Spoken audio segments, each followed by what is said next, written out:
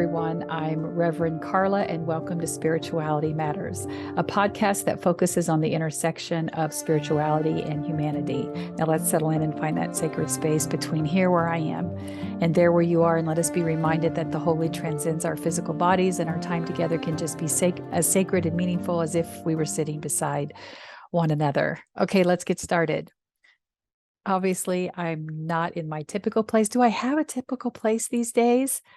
I'm traveling and I'm out of state. I'm in a hotel room. This is the best lighting that I could get. So I hope this is okay for you. I really do believe we need to start like a "Where's Rev Karla now" kind of thing, and we can vote on what the best is. But I've done pretty good. I'm as close to the window as I can get, and I've got some lighting. So I think this is going to work just fine. So this is called "When Life is Smarter Than You Are." And I have a blog on this at numasoul.com that you can read as well. Now, I'm going to start this as I do the blog where I say I don't talk a lot about my personal life. It's not something that I'm real comfortable with doing. And a lot of that is personal, and it's intentional. Because even though I'll talk about my deconstructing, and I'll give you a lot of details about that, mainly because with all due respect, I don't give a flip what you think about how I deconstructed, who I am now, and what I believe. Because if you're critical of it, then it just means you're not supposed to be here. So why are you listening? Why are you following me? And I don't mean that glib, but truly, don't you have other things that you should be doing?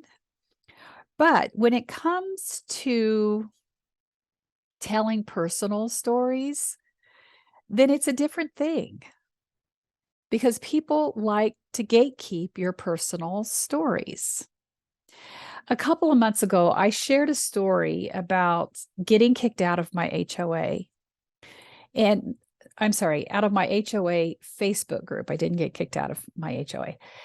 But out of my Facebook group, I sure did, because someone had shared a video of Ben Shapiro. Okay, this is a Facebook group for the HOA that says, as part of its guidelines and rules, that it is not supposed to be political.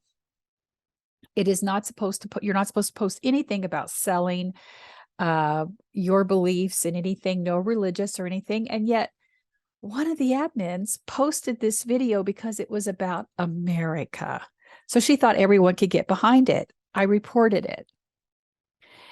And she was confused about what reporting did to your algorithm inside Facebook. So she took it very personal that I had reported the video as being inappropriate, and ended up, this is a long story and I'm trying to make it short, but basically what ended up happening is she posted a response that told who reported it, me, and called me a liberal snowflake, and then opened the floodgates to let everybody start attacking me.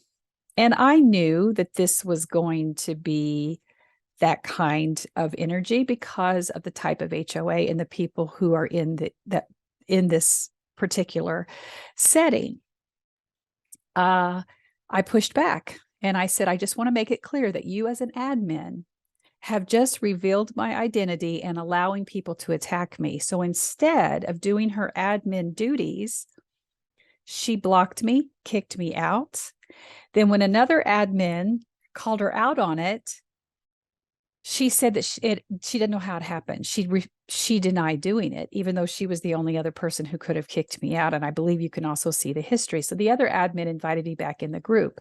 I decided at that time it was really toxic. And a lot of the stuff that they said about me, even though they had never met me, was incredibly vitriolic for such an innocent thing as reporting something that shouldn't have been in the group in the first place, and allowing that kind of attacking to go towards a member, it wasn't a safe space to return to. So I was telling that situation about the importance of using your voice because, number one, I knew that there were people in that group who had been historically oppressed, members of the LGBTQIA plus community, Black, Indigenous, and other people of color.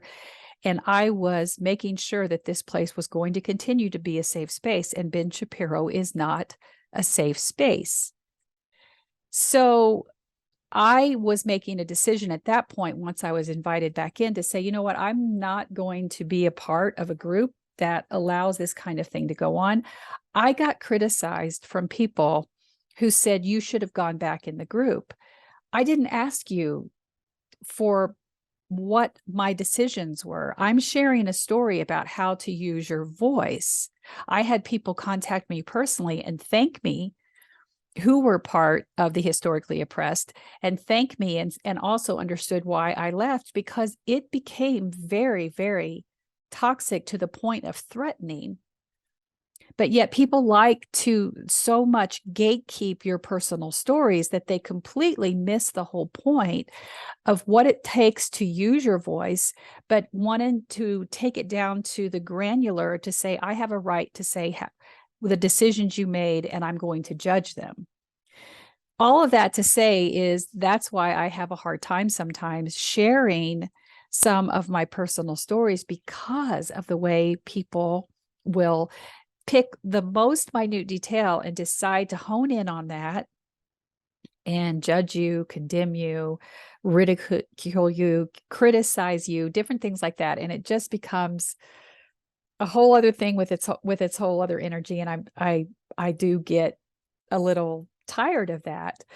Another time when I did, right after Roe versus Wade was overturned, I did a story about being pregnant at 16. And I'm not going to go through all that details. It's back there in TikTok if you want to go find it. Back in June, I believe, is when it was overturned. And the people who said, you should have given the child up. My daughter, who is now 43, I made that very clear that at the time I had decided that I was no longer going to judge people. I had been a right to lifer up until that time. I was no longer going to judge people because I had the privilege of having a support system around me who would allow me to make the decision to remain pregnant. And yet people were saying that because of my age, I should have given the child up. And it was quite a few people. And then judging me because I went ahead and got married. Listen, I'm not saying that my life is perfect or I didn't make mistakes. And I'm going to share a little bit about that now. But what I realize is that no matter what you do about telling your story, there is always going to be someone out there who is triggered by it in some way. And instead of listening to it to be inspired, listens to it to gatekeep, most likely because there's something in your story that is triggering them. There's something out there that is reminding them of something about themselves, and it's easier to deflect and put it back on you than to sit with the story and say, what is this teaching me? What does this have to do with me? So even if it's something as innocent as an HOA story and you want to make it about how you think I did something wrong in that situation, instead of saying, okay, listen to this story and then look at when was the last time you used your voice to stand up for the oppressed? And then what happened? What were the consequences when you did that? No, they don't want to go there. They want to gatekeep your decisions. So that's also kept me away from telling my stories, but I am getting a little bit more brave about it. So here's another one for you. And I would call this more of just an inspirational story. I don't know why I felt the need to write this now, because it's not necessarily related to my deconstructing, but someone out there, whenever I get these nudges about my writings, I often realize that somebody out there needs to hear this story because of something that you're going through right now. So that's the way we're going to look at this today. Okay. So going back to the time I was 16 and newly married, and had my first child when I was 17. And so here we are, fast forward a couple of years. So I'm just in my early 20s. Now we have 2 kids. I know that it's time for me to go back to school, even though we're in this tiny trailer. I think it was a 12 by 50, 2-bedroom trailer, and the 4 of us were living in there. We were doing fine. We were paying our bills, and financially we were doing okay. But in order to get to that next level, I knew I was going to have to go to work. However, I also knew that there was something about me that said, I am not just going to go get a factory job. Now, let me pause here and tell you that there is absolutely nothing wrong with getting a factory job. There is absolutely nothing wrong with working fast food. I've done both. But there was something in me that said, I'm going for something else here, and I'm going to start putting the pieces into place now. And it wasn't as if I wasn't contributing at that time. When we talk, just like I was in high school, I worked almost a full-time job. I worked on the weekends and I worked after school, even though I was busy athletically, and I was a cheerleader and I did all these things, and I was busy socially as well. I went to all the basketball games, and I still worked a full-time job. So I worked at a chicken place, and when I'd come home, my dogs would lick my shoes because of all the chicken fat that was getting on my shoes. I wasn't afraid of hard work, and I wasn't afraid of it here either, because I just knew that I wanted something that was going to be the foundation for when I go forward in my life professionally. Now, in the blog, I tell the story about in high school how I was paying the gas for my car, and it was an El Camino, and the floorboard literally had a hole the size of Texas in it. And my friends knew that if I went over a pothole, you better raise your feet and you better never keep anything in the floorboard because it would get wet. So you had to keep everything on the seat or in the back, because we knew that this isn't going to work. So I don't know. I just wanted to share that, because I did love that car, and there's nothing about my education or my high school experience that was really spectacular, other than I wasn't afraid of hard work, but it didn't prepare me for adulthood in any way, shape, or form. I didn't know how to be a mom. I didn't know how to be a wife. I didn't really know how to keep a house. Who does at that age? I just did the best I could. And I know I made a lot of mistakes. I can even think back at our wedding when I was 16, and it was an evangelical Christian wedding, where at the time that pastor of this small Christian church even was known for his cringeworthy ceremonies, whether it was a funeral or it was a wedding. You were going to just get a sermon, because it was more important to him to get people to turn to salvation than to actually give the couple words of wisdom that could actually help, or give a family comfort. In our small school, we had a horrible tragedy my junior year where we lost 2 classmates to a horrible accident, a fiery, horrible accident where they basically hit head on with a semi. And he was responsible for the funeral of those 2 young girls. And he never mentioned their names. He never said anything. I remember at that time being so angry, sitting there, seething, clenching my teeth, gripping my fingernails, because I just thought, this is enraging. He's not helping the situation at all. Remember, I've talked about those breadcrumbs in your life that you can point back to say, back then, here I am, a young girl of 16 going, this is not right. He's more worried about getting people to the call to salvation than to talk about comforting the family and the lives of these 2 young girls, where the entire town basically turned out. It was standing room only for their funeral.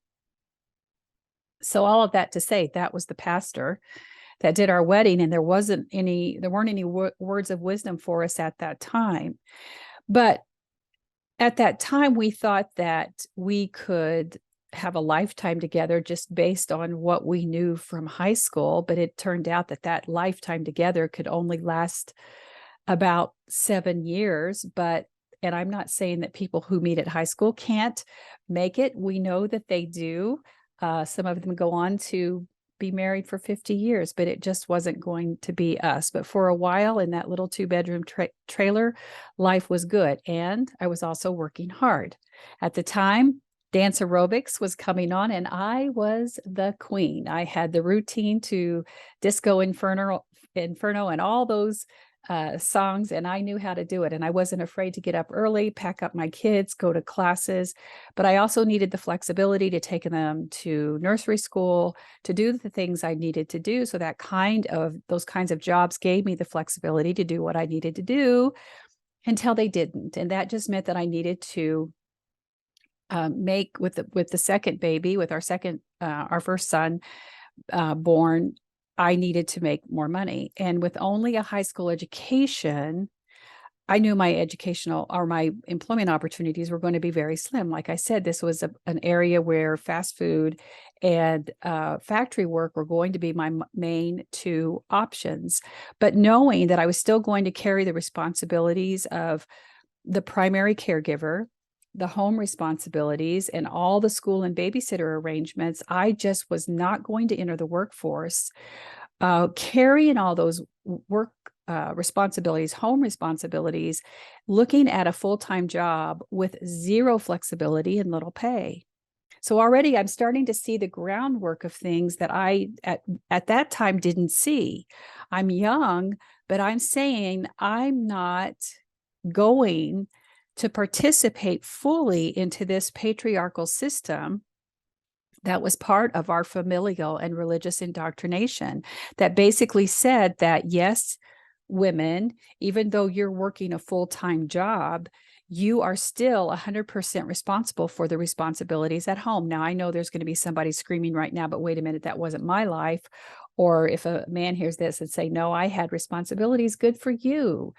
Your singular life doesn't reflect the majority of what's going on. And it's indisputable that religion and families here in America is largely based on a patriarchal system that suppresses the rights of women and says that your main value is how you show up in supporting the family through the homework that you do, regardless of what your responsibilities are outside of the home.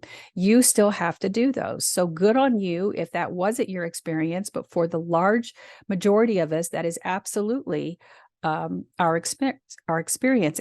As I know it was for my mother. I have memories of being plucked out of my warm bed, felt like in the middle of the night, being wrapped in a blanket, being deposited in the front seat of a truck. And we're talking the old style trucks, and being driven someplace where I was then still in the night, wrapped in my blanket, dropped into a bed at a babysitter who would wake us up to take us to school and get us ready for school, who we would get off the school bus at her house, wait till it was dark, wait for our mother to pick us up, take us back to home, and basically where she would then have to do the laundry, take us to feed us supper, and get ready to do it all over again.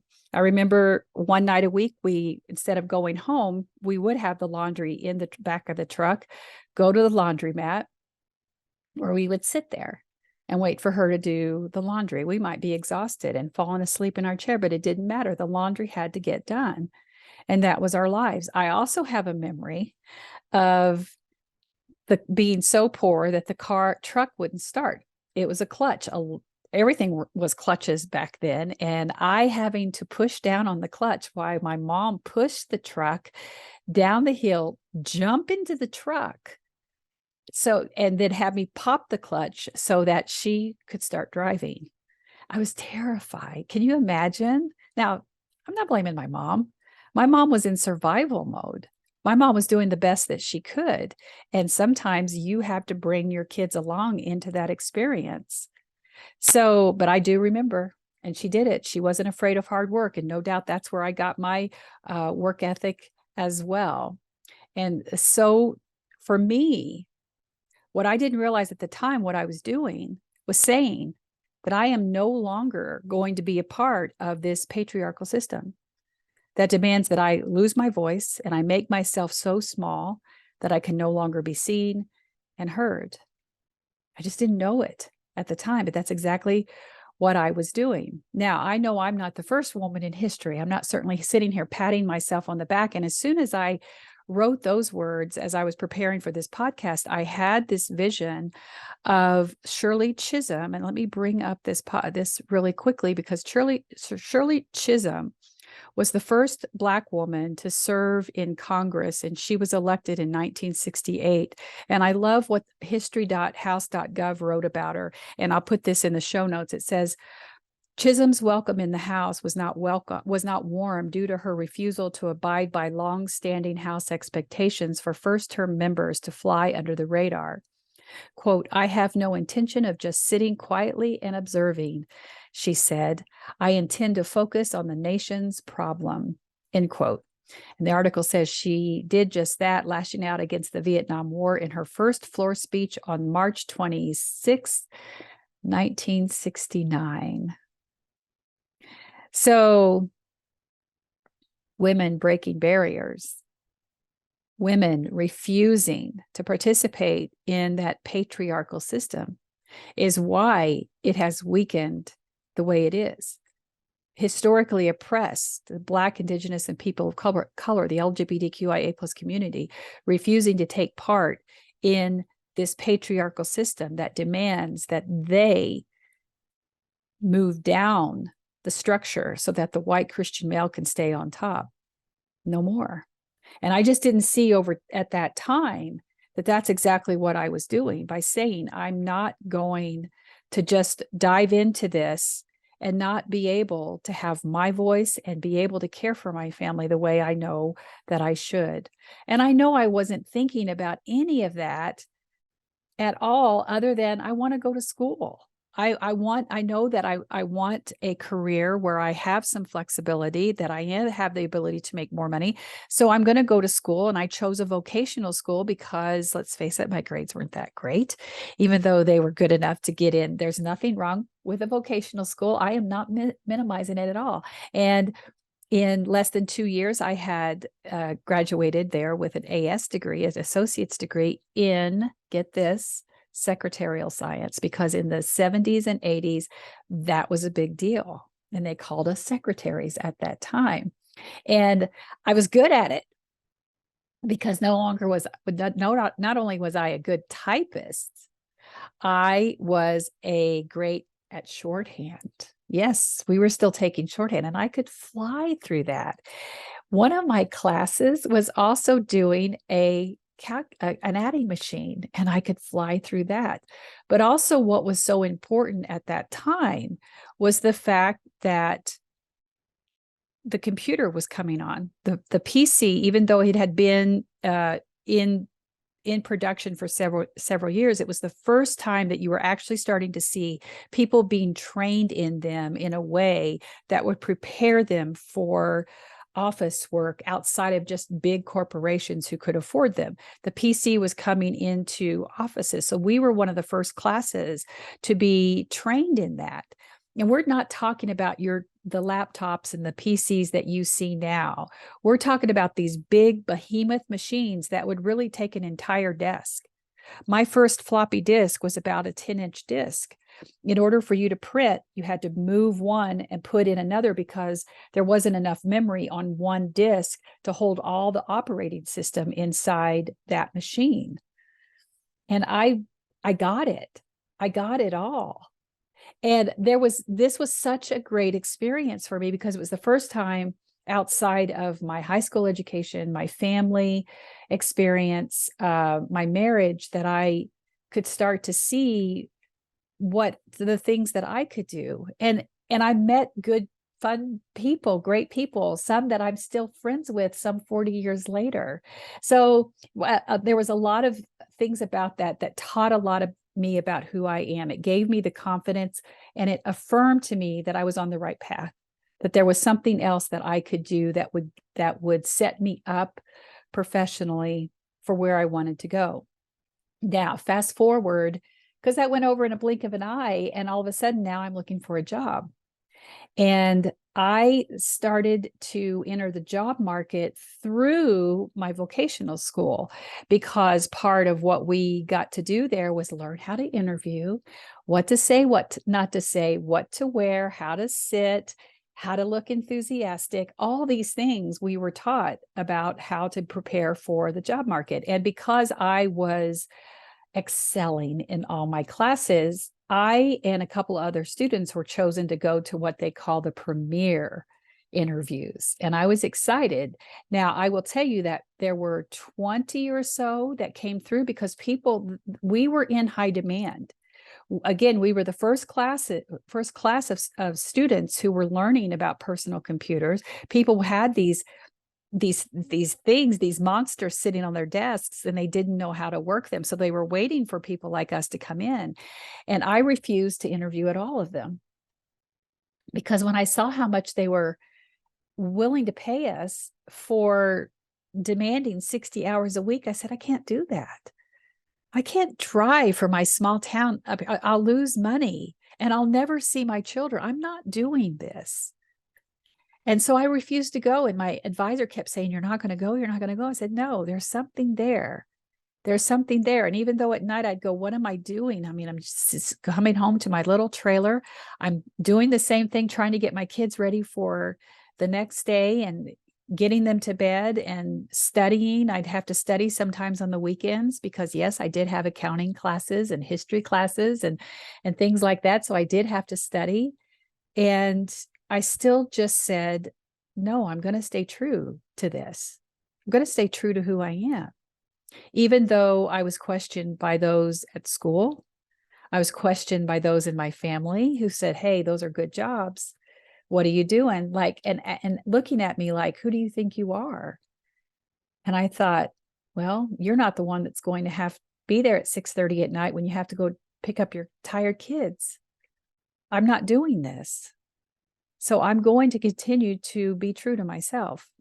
And like I've said, when you look at your life in only this one thing and you think that there was a catalyst that said, what made me finally say, completely reject patriarchal systems around the familial or the religious systems, you usually have those breadcrumbs sitting back there that tell you, that show you who you were, that there were hints of you back there trying to point you to your authenticity. At the time, I just didn't know it. All I knew was that the job was coming, and it did. It came in the form, my advisor called me in and another person said, okay, you two are the only ones that are going for this position. And I thought it was my dream job. It was the Social Security Administration, SSA.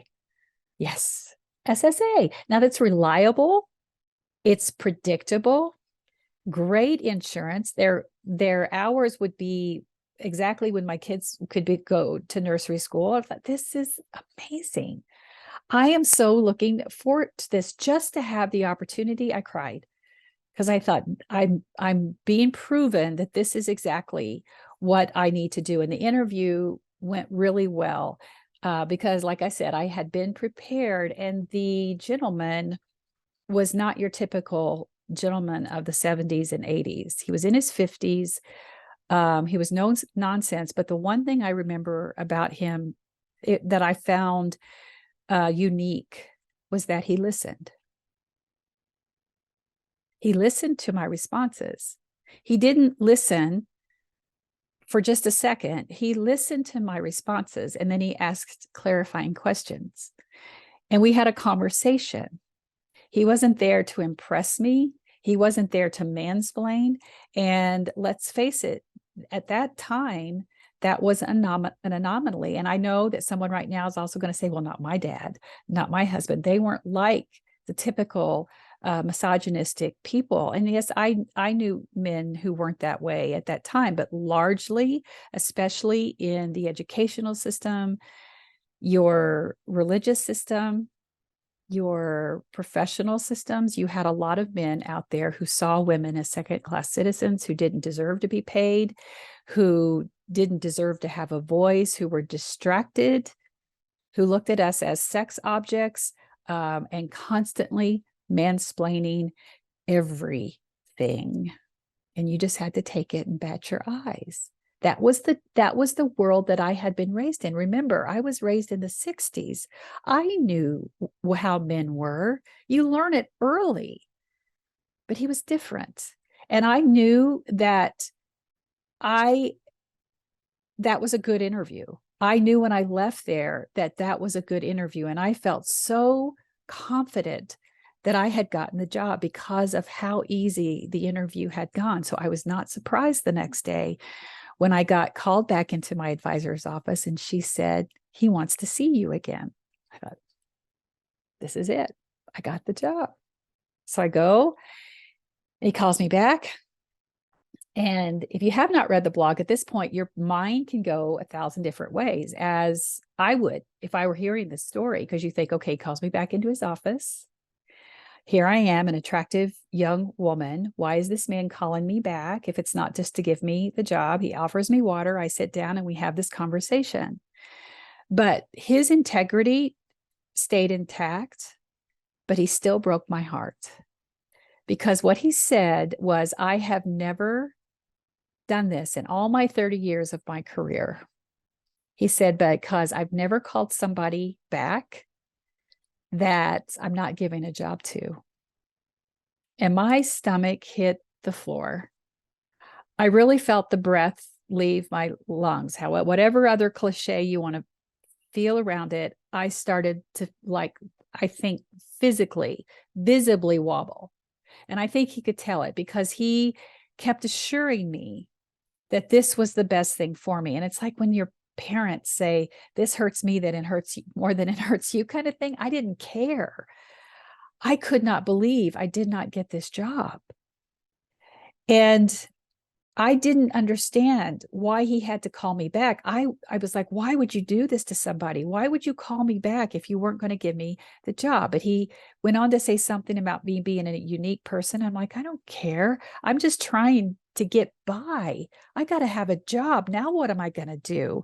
I passed up all those other opportunities because I knew something like this was coming down the way. And he said something about me having a gift that goes far beyond the work that I would do at SSA. Like, no, I want to do this work. It sounds exciting. I've been trained for this work. Why won't you give me a chance? Now, I'm saying all this internally. I'm not saying this outside because I can't speak.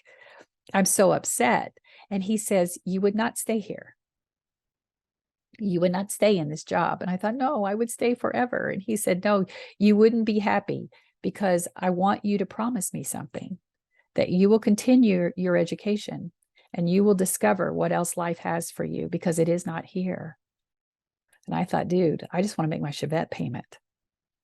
You don't know what I need. You don't know what I want. And he just said, look, I know this is hard, but I just hope someday you realize your full potential. Now, y'all, when I say that was one of my crushing moments at that time, but also one of my defining moments, even though I will say that it took me years of multiple mistakes to finally get to that point. But one of the things I was dreading was going back and telling people that I didn't get that job.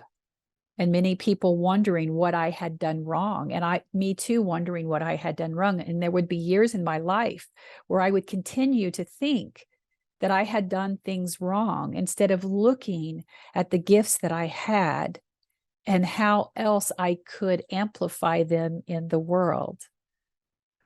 So after I finally zigged and zagged throughout life, you know what I did? I went back and finished school. And then I went on to seminary. And then I started teaching people Because even when I was at the vocational school, that's what I did. I knew computers so well that they would pull me out of class and have me go help people, even the instructors, when they didn't quite understand why the DOS command wasn't working, because this was way before Microsoft. I was doing that. I was teaching.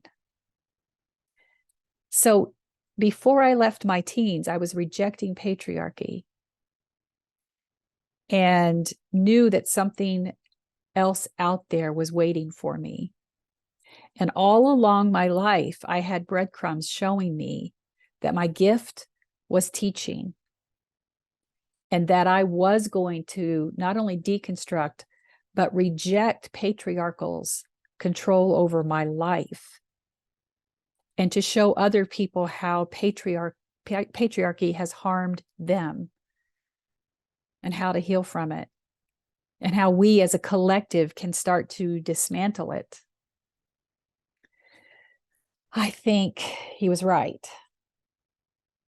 It took me a long time to get there. And I don't know what happened to that man. That was almost 40 years ago. He was probably in his 50s then. I'm not sure he was alive. I've often gone by the SSA office, which is long gone from the position where the place where I had interviewed, just to see if I know he's not there, but if they know his name. So I could say, you were right. He might not even remember me. But after years of dismissing that experience as an embarrassment, I now see that there was a man who was rejecting normative standards of patriarchy. And he could have manipulated me. Instead, he empowered me. He left me with a gift that it took me years to realize. And for just a moment, he decided to pause and speak truth into my life, because he could see that I was also fighting the same system he was. And I'm very grateful. I don't remember his name, but I think whoever he is, he's touched other people, and I think he knows it. And now I want him to know that I believe him. And for you to hear this, that someone believed in you or believes in you and sees you for who you truly are. And may you believe them when they speak those words over you, when they tell you that you have a gift, when they see something inside you that you cannot see inside yourself now, believe that it will come forward. Believe it, because I am believing it for you. Blessed be. Okay, you beautiful souls, thank you for listening. You can watch the uncut version of today's episode on my YouTube channel, Spirituality Matters with Rev Karla, and you'll get to see my setup here. It's just so beautiful. It's a beautiful studio, isn't it? Check out my Patreon to access unique opportunities that includes bonus content, live Q&A sessions, and support from a community of spiritual, not religious souls just like you. Coming soon, we'll be expanding and adding additional tiers to create a spiritual community like no other. You can always connect with me on Facebook, Instagram, and TikTok, and on our websites at revkarla.com and numasoul.com. And now, beloveds, I'm honored to be in this space with you. I pray you receive something. I know I did, because the teacher teaches what she needs to hear. And now, beloveds, go in peace and be at peace. Go in love and may you be loved. Go and know that others are on this journey with you, and you are not alone. You are seen and deeply and unconditionally loved just the way you are. Blessings on your week. See you soon. Bye for now.